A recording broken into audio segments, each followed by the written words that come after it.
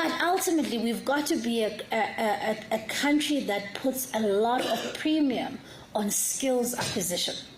If you look at big economies, like German economy, for instance, where they're looking at how do they create learners from a very young age who are skills orientated, you can start to see that these are the economies that are thriving. These are the economies that have created very low unemployment rates.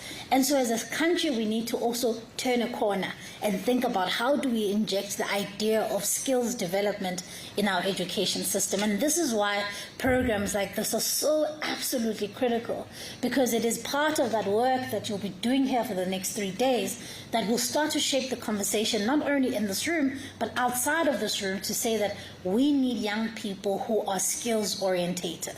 But also, these are not just skills for today, these are the skills for the future. Of course, many people say to me, we've got fundamental problems, we still have infrastructure challenges, we still have children who cannot read for meaning. And I say, yes, absolutely. But the world is already having a conversation about how do we leverage the advent of artificial intelligence for the world of work in the future. We cannot leave South African children behind out of that conversation. So we have to, in tandem, be considering all of these things at the same time. And so this is why this program is so incredibly important.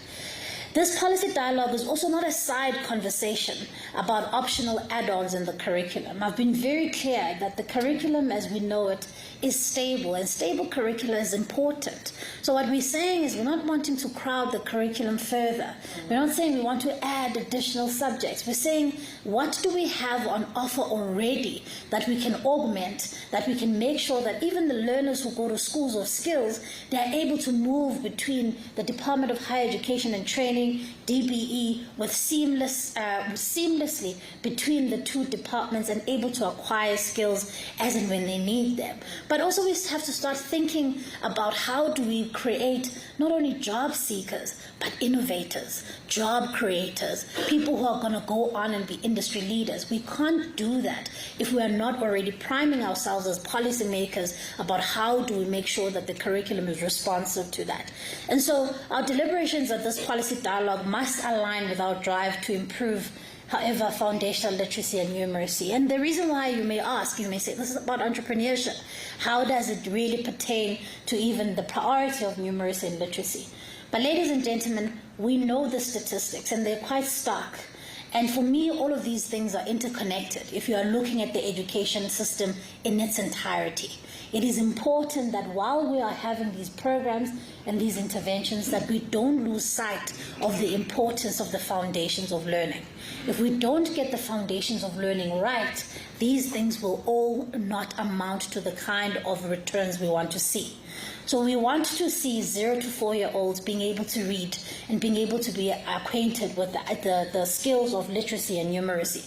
Because we also know that the research shows us that a number of children in South Africa who get to grade 3 are actually only developmentally in grade 1. That a number of children who get to grade 4, by the time they turn the age 10, at least 8 out of 10 of them are said to not be able to read for meaning in any language. Now that's a literacy crisis. So you are sitting on your further education and training side with a skills deficit and a skills hole that you need to plug in, but also at the beginning of at the foundations of learning, you are also sitting with a literacy crisis.